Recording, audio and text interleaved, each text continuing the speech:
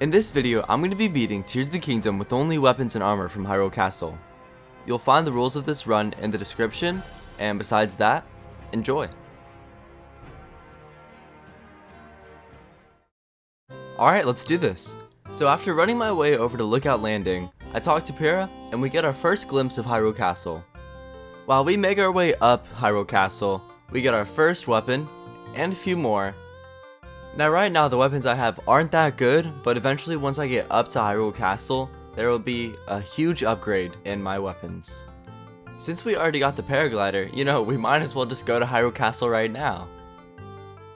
Once we finally land on Hyrule Castle, we go through the throne room into Zelda's room, and then that's when we can get our first armor piece, the Royal Guard's cap. We also get ourselves a Royal Guard's bow, claymore, and even more weapons. Now I really wanted the upgrade champion's tunic, so I went and killed a fire-like so that I could fuse it to a weapon and I could finally create like a fire source. So now I actually get myself the champion's leathers. And the upgrades don't even stop here. I go and get myself the Hylian shield. I mean, now I'm basically ready to go and just kill Ganon right now. And don't look at the time on the video, please. Just follow along. Anyways, while trying to make my way through the chasm, I listen to the chat and yeah, I fight the Lynel. That's right, I'm so ready with my one heart, and I definitely don't die at least once or twice or whatever times. But that's not really what we're worried about. This is one of the challenges that I was given, so I might as well just try to complete it.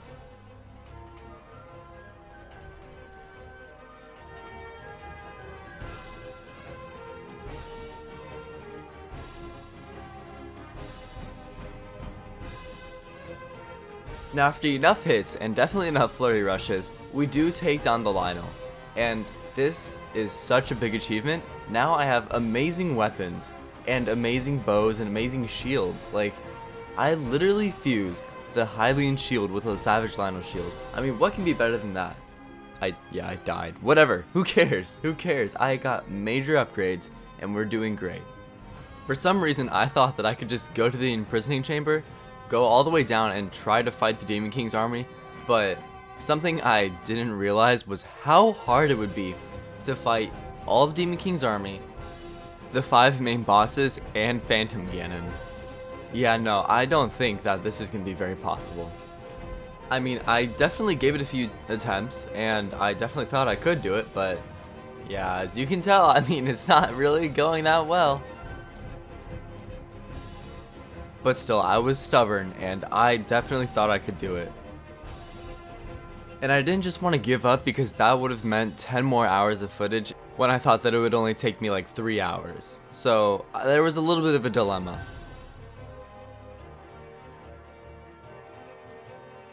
But, some things kind of have to change. And that's right now. Right now it's changing. Something good did come out of going down to the chasm though, because now I have really good weapons because of the Savage Lynel that I killed. And I basically don't really have to worry about them for the rest of the playthrough. Okay, so we catch up to Tulin, we get his bow back, we get his power, and then we start making our way up to the Wind Temple. And since this isn't my first challenge, we made it there pretty quickly. After getting all of the terminals, it's time to fight Colgera. Now, normally I'm actually good at this fight, but after doing it pretty well, something weird clicked and I just was doing so bad. It was horrible. Like, I kept on hitting the side every single time, and it just, I guess I just had enough of it or something. But after eventually making our way back to the point we were at, we beat Colgera, and, now it's time for our next temple.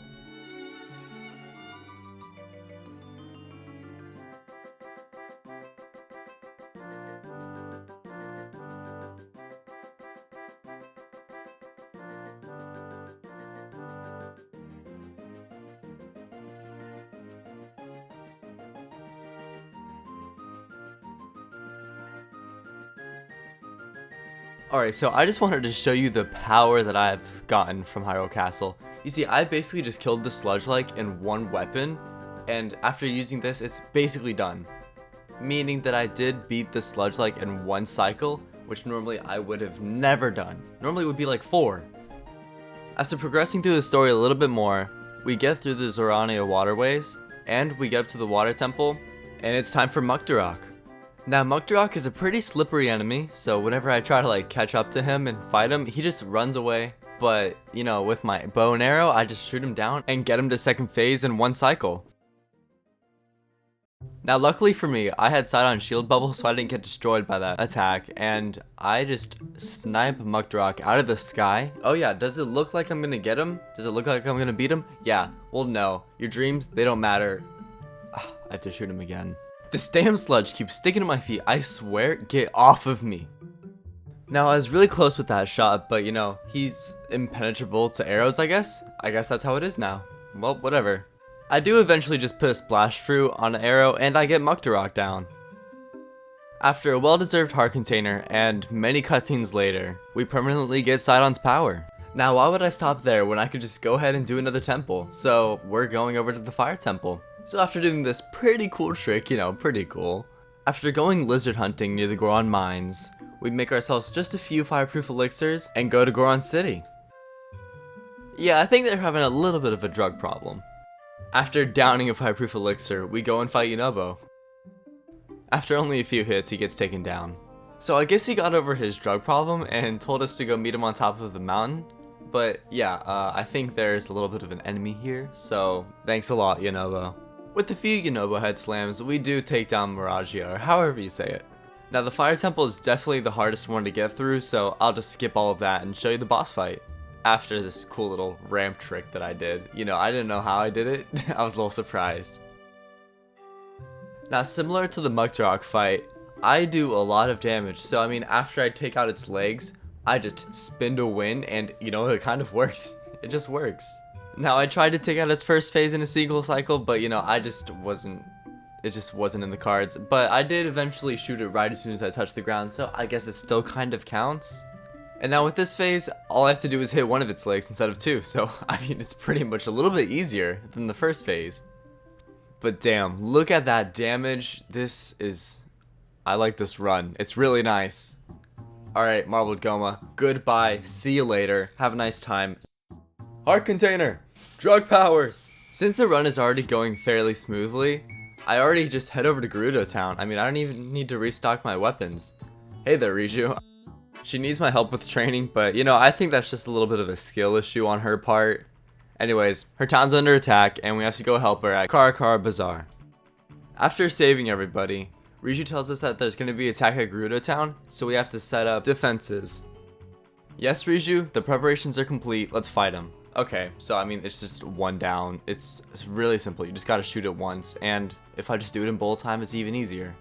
So yeah, that's basically it. I got all 3 of them, and oh, look at this snipe shot.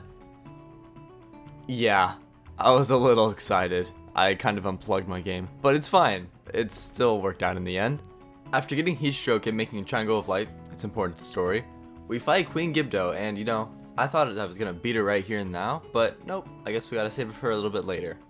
While activating all of the terminals, I realized that I didn't have enough arrows, so I went to Lookout Landing, bought some, and also got my health back up. Once I returned back to the temple, I decided to start fighting Queen Gibdo. You know, I had a really good plan for this, so I used Yunobo's fire to weaken it a little bit, and then right away I just shot it with Riju's power. And then yeah, I could just do so much damage after that. It was pretty easy. Thanks a lot, Hyrule Castle. That being said though, I did stupidly run right into the tornado, but I did get Queen Gibdo to second phase, so I guess it worked out in the end. In my first playthrough, I tried beating Queen Gibdo without even destroying the hives, and I realized later that that was such a bad mistake. So yeah, I did it this time, and still died. But whatever, it's fine, I look fine. Continuing where we left off, I destroyed the hives, and then I started shooting Queen Gibdo. After a little nostalgia from Muktarok, we do eventually take down Queen Gibdo, and yeah, that's right, the 4th temple is down. We get ourselves a heart container, and we make our way towards Hyrule Castle where we can get more weapons. Someone resembling Zelda lures us into Hyrule Castle, and then they try to get the jump on us, but no, I'm not allowing it, we are beating them down. That being said though, there is quite a few more waves of monsters that we have to fight, so I'll just skip through all of that to the end, and yeah, now we have to fight something called Phantom Ganon. Surprise, surprise, the Zelda we've been following around isn't actually Zelda, and it's 17 million Phantom Ganons. But they're absolutely crazy skills. We don't get hit once and flurry the fuck out of our minds. Phantom Ganon needs to grab his children and hide because the immaculate skill I'm shedding is too much, even for me. Like, look at this confidence!